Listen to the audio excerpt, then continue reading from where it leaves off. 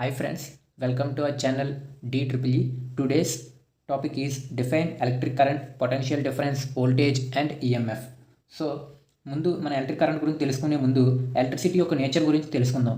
So ముందు matter అంటే ఏంటంటే మ్యాటర్ అంటే anything that occupy space and has mass అంటే అంటే ఏదన్నా ఒక బాడీ దానికంటూ కొంత వెయిట్ అలాగే అదొక కొంత స్పేస్ని ఆక్యుపై చేసిందనుకో దాన్నే మనం మ్యాటర్ అని అంటాం. ఈ మ్యాటర్ అనేది 3 టైప్స్ ఆఫ్ ఫామ్స్లో ఉంది. అంటే సాలిడ్, లిక్విడ్, గ్యాసియస్ ఫామ్స్లో ఉంటుంది. సో ఈ మ్యాటర్ అనేది ఈ బాడీ అనేది స్మాల్ పార్టికల్స్తో కంపోజ్ అయ్యి ఉంటుంది. అంటే ఆ స్మాల్ పార్టికల్స్ని మనం మాలిక్యూల్స్ అని అంటాం. సో ఈ మాలిక్యూల్స్లో నెంబర్ ఆఫ్ యాటమ్స్ అని కలిపి ఒక మాలిక్యూల్ కింద తయారవుతుంది. సో మాలిక్యూల్స్లో నెంబర్ ఆఫ్ యాటమ్స్ అనేవి ఉంటాయి. ఈ యాటమ్స్ అనేవి అన్నీ కలిపి ఒక మాలిక్యూల్ తయారవుతుంది. ఈ మాలిక్యూల్స్ అన్నీ కలిపి ఒక బాడీ కింద తయారవుతుంది. దాన్నే మనం మ్యాటర్ అని అంటాం. సో మనం యాటమ్ చూసుకుంటే ఈ యాటంలో సెంట్రల్ పార్ట్ అనేది ఉంటుంది.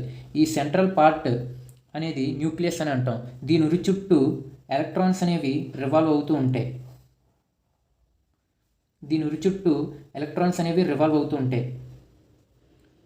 డిఫరెంట్ ఆర్బిట్స్లో ఎలక్ట్రాన్స్ అనేవి రివాల్వ్ అవుతూ ఉంటాయి.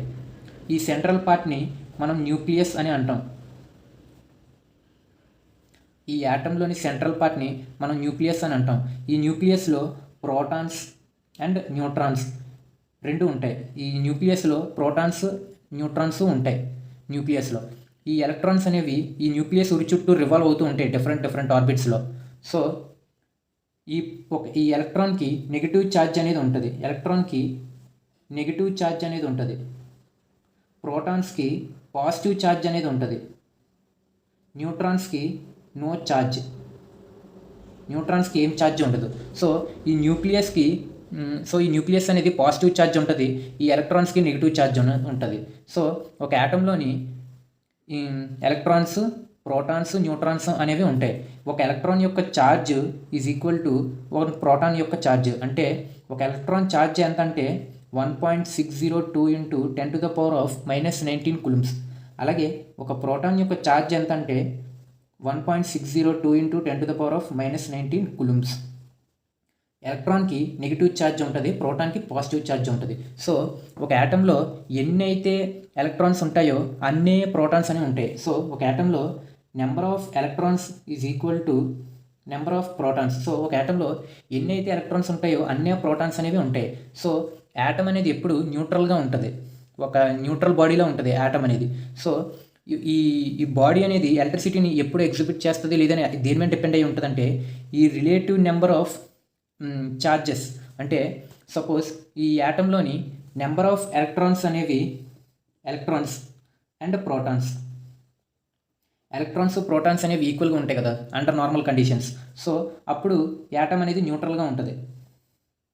ఎప్పుడైతే సపోజ్ మనం ఈ యాటంలోంచి ఎలక్ట్రాన్స్ అనేవి మనం యాడ్ చేసామనుకోండి, చేస్తే అంటే ఎలక్ట్రాన్స్ గ్రేటర్ దెన్ ప్రోటాన్స్, అప్పుడు ఏమవుతుందంటే ఎలక్ట్రాన్స్ ఎక్సెస్ అవడం వల్ల ఈ యాటమ్ అంటే ఈ బాడీని మనం negatively charged, this body is negatively charged అని అంటాం. బాడీ అంటాం. ఎప్పుడైతే మనం ఈ ఎలక్ట్రాన్స్ని రిమూవ్ చేస్తామో యాటమ్ నుంచి, అంటే ఎలక్ట్రాన్స్ అనేవి తక్కువగా ఉన్నాయంటే నెంబర్ ఆఫ్ ప్రోటాన్స్ కన్నా, అప్పుడు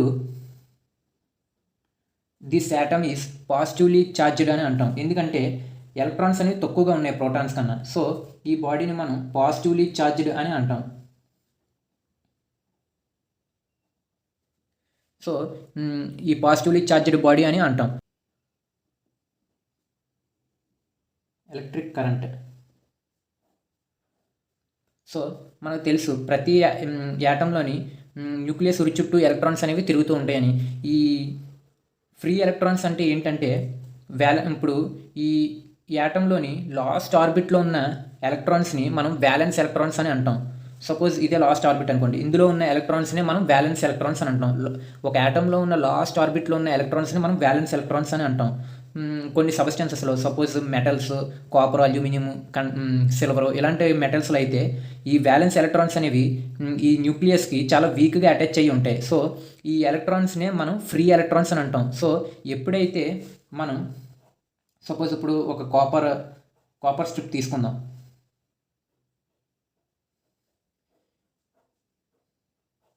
సో ఎప్పుడైతే మనం ఈ కాపర్ స్ట్రిప్కి మనం వోల్టేజ్ అనేది అప్లై చేస్తామో అప్పుడు ఇందులో ఉన్న ఎలక్ట్రాన్స్ అనేవి మూవ్ అవ్వడం స్టార్ట్ చేస్తాయి.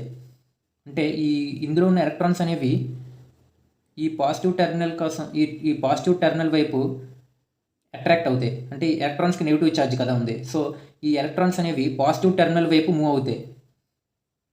సో ఈ డైరెక్షన్లో ఇలా మూవ్ అవుతాయి ఎలక్ట్రాన్స్ అనేవి.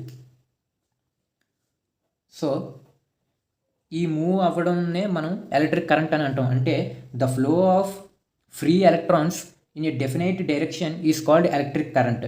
ఎప్పుడైతే మనం వోల్టేజ్ అనేది అప్లై చేస్తామో అప్పుడు ఆ కండక్టర్లో ఉన్న ఎలక్ట్రాన్స్ అనేవి మూవ్ అవ్వడం స్టార్ట్ అవుతాయి ఒక డైరెక్షన్లో. ఈ మూవ్ అవడాన్ని మనం ఎలక్ట్రిక్ కరెంట్ అని అంటాం. అంటే the flow of free electrons in a definite direction is called electric current. దీన్నే మనం మ్యాథమెటికల్గా ఎలా చెప్తామంటే ఎలక్ట్రిక్ కరెంట్ని ఐతో డినోట్ చేస్తారు. ఐతోని దీని యొక్క units amperes or coulombs per second units. So మ్యాథమెటికల్గా ఎలక్ట్రిక్ కరెంట్ని ఎలా చెప్తారంటే I is equal to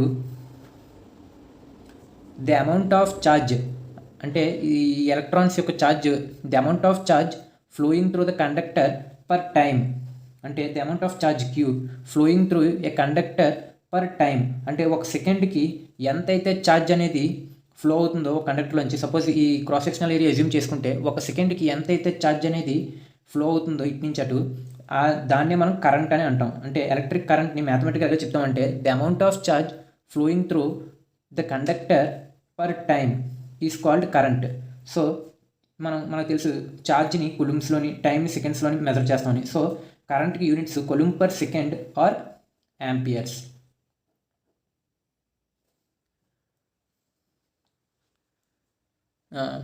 next potential difference, voltage and EMF అనేది నెక్స్ట్ పార్ట్లో ఉంటుంది. అది నెక్స్ట్ చెప్తాను. That's it guys. If you like my videos please subscribe and share it to your friends guys.